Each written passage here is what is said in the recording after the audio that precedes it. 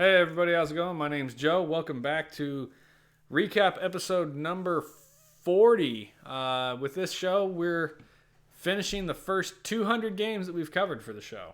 And you can see over on the banner here that we're going to be covering Batman Returns, The Blues Brothers, Cacoma Knight and Bizyland, Rocky and Bullwinkle and Friends, and Alien 3. So let's get started.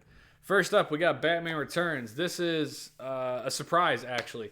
I generally expected this group of games, 4 of them being licensed games, to be nothing but garbage. Batman gave me a joyous surprise. It is an absolutely competent single-player beat-em-up. The sprites are big and chunky. Everything looks good. The music's solid. The sound is solid. The controls are fairly responsive. There was a little bit of issue I didn't care for. You get a bunch of different special items and clear screens that you can use. One of the things I really enjoyed is when you grab a guy, you can like throw him into the background, into windows and stuff. So it was just a very characterful, very fun platformer. There is a difficulty choice on it of easy, medium, or hard.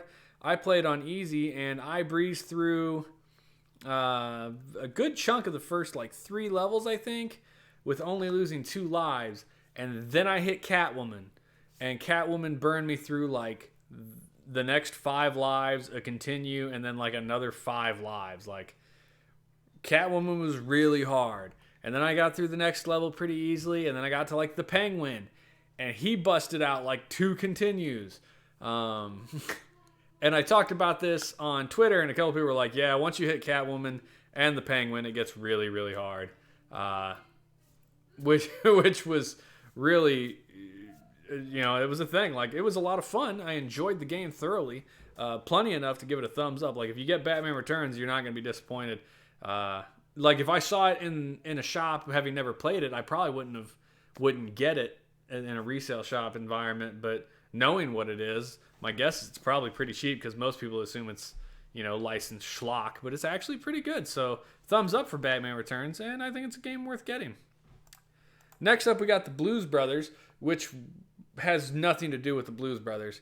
It literally could have been any other kind of character, and it would have been totally acceptable. And instead of records floating around, it could have been, sewer lids for turtles or cheese puffs for the Cheeto Cat or anything. Like, nothing in this game is themed Blues Brothers except for the 2 character sprites. It's not like you were never crawling around in chains getting zapped by a lightning thing in the Blues Brothers movie. The graphics aren't terrible, actually. I kind of like the chibi style characters. The backgrounds are fine. The music's okay. It is not Blues Brothers music. Gameplay was okay. This game had a very floaty jump. So once you jumped, it didn't control well. I guess that's not necessarily floaty, but it just didn't seem like you had a lot of control. Once you jumped, you were kind of dedicated to that jump in that direction. The rest of the controls were okay. The difficulty spike was a little annoying on places. Like you can see right here, usually you get, I've got like 7 hearts, so I should be able to get hit 7 times, but all those electrical bolt things are 1-hit kills. And you're forced to basically jump and platform over them. A lot of platforming in the game. It's definitely a platformer. You can throw records as weapons, but just a lot of platforming. In the end, I ended up giving Blues Brothers a thumbs down because it did nothing that stood out. There was nothing super interesting to see or pursue here. It was just your absolutely 100% average kind of boring platform game. Not awful in any way, but also not great. So, thumbs down for Blues Brothers. Next up, Cacoma Knight in Bizyland. This is I don't ever remember how to pronounce it, a Kix or a Quix or a Keeks clone. It was an arcade game. Basically, you're cutting like sections of this board out to change the picture. And then once you cut enough of it out, it finishes the picture and you finish the level. So, it's got a real weird story being a Japanese style game. So basically, like, everyone in this world was happy and content, and then someone else in the next kingdom over took over that kingdom, wrecked everything, turned the princess, captured the princess in like a mirror, and then the king, who didn't get like changed into some evil thing like everyone else did, because he plays all day. He plays golf. And then he came and found the other 3 people who didn't get changed because all they do is play games all day. And you become the Cacoma Knight, and you go and fight. You basically, cut all these pictures out and eventually rescue the princess, which I did. I did end up beating the game. It's not bad. It's not my style of game. If you like puzzle games, you might like it. Now, there is a 2-player cooperative and a 2-player competitive mode on this. And I did not get a chance to play that. But I think, like a lot of puzzle games, Tetris is a great game. 2-player competitive Tetris is even better. Same with Dr. Mario. Same with Yoshi's Cookie. So, 2-player competitive, I think, really could make this game shine. However, as a single-player affair, I'm giving it a thumbs down. And I guess I'll put a caveat in there saying, hey, if you get 2 players, it might be an enjoyable game, might be worth looking up, especially if you like that Quicks clone style game. So that is Cacoma Knight and Bizyland. Next up, The Adventures of Rocky and Bullwinkle and Friends. And this was the licensed schlock that you are afraid to get. It looks poor.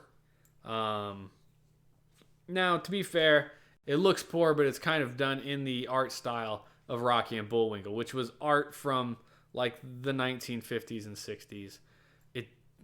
Art didn't look like we think art looks today. So it stuck true to the art style, but it doesn't look great because of it. The music was pretty annoying. The sound design was poor. It wasn't exceptional. It wasn't awful, I guess. But in the end, the gameplay was really poor. So this game, you go airborne for like a hot minute when you jump. So I guess this would be a floaty jump game. The controls are very stiff. You crouch, you move, you can like headbutt things. But it just does not control well. And there's plenty of things like I should be able to dodge those boulders pretty easily. You wouldn't think that would be hard, but the controls are just not they're just not friendly. It's not great. I did play for quite a while, and I think we got like 5 levels in. I don't know how many levels are in the game. It just was not a very fun game. I ended up quitting a little earlier than we normally quit a game, because it wasn't fun. I kind of got tired of it, and I went ahead and played like Minish Cap for an extra little while. So Rocky and Bullwinkle and Friends, not good, not worth seeking out. Thumbs down, no questions. Lastly, and not leastly, is Alien 3. So this, of course, is based off the Alien 3 movie, where Ripley lands on like the prison planet, and it kills all the great main characters, and everybody hated the movie. However, the game definitely has some interesting stuff. This game also has a very jumpy float mechanic. So you can see, like, I jump, and I got like a 20-foot horizontal jump. It's insane. The biggest downsides to the game are you get 1 life, no continues, and all the enemies respawn constantly. And you have limited ammo. Now, I don't think I ever really ran out of ammo. There's enough ammo pickups to kind of keep you running. But the fact that there's constantly aliens respawning, you're just like, give me a break for like 5 minutes. Like, I already cleared this area out, and there's some backtracking to be done in this game, which is irritating.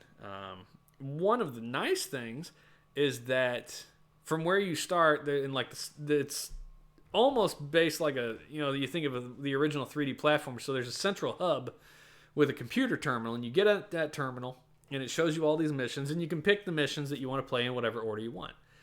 And then you can look at the blueprints of the base that you're in and figure out where things are. And you have to do that because things aren't really labeled outside of it. So I don't know. There was no map with in the manual. I don't know if maybe the original game came with a map. because you can only access that blueprints from a terminal. So once you leave the hub to go do your mission, you have to remember where you're going. And that made it really difficult. I think an addition of, the pause menu, you'd just pause the game. There was nothing else there. There's no reason they couldn't have put a map on there. And I think the game would have been infinitely better for it. Other than that, the game wasn't terribly difficult. The music fit the theme. It kind of had that ominous, tone setting, kind of real kind of deep, resonant music, the kind of creepy horror movie kind of music. So it fit the theme well. The other sound designs were fine. The aliens made all their usual screeches and scratches. The game, other than the floaty jumps, the character controlled pretty well, as far as left, right, crouch, going up and down ladders, aiming your gun. You only aim up or down, but you got a bunch of different weapons. And it starts you with all your weapons at the beginning. So you got like a shoot, you got a flamethrower, you get a grenade launcher, and the grenade launcher lobs in an arc. So everything's pretty decent straight from the start. And yeah, it was actually kind of an enjoyable game. It's not amazing by any stretch, but not bad. So I gave Alien 3 a thumbs up. And yeah, so there you go. Batman Returns, thumbs up. Blues Brothers, Cacoma Knight, and Adventures of Bullwinkle and Rocky, thumbs down. And then Alien 3, thumbs up. So for our 200th game, Aliens 3 at least got a thumbs up. Yay! So yeah, that's kind of exciting. And we're 200 games in now, and that's awesome. Man, 200 games. It's just so many, and 500 more to go. oh my God, 500 more to go. Ugh, so many games. So that's it. Thanks everybody for tuning in for this recap, our 40th recap. And hopefully you join us for the next 200 games and everything else. So thank you very much. Like, share, subscribe, do whatever you want with that. And we'll see you guys later. Have a good one.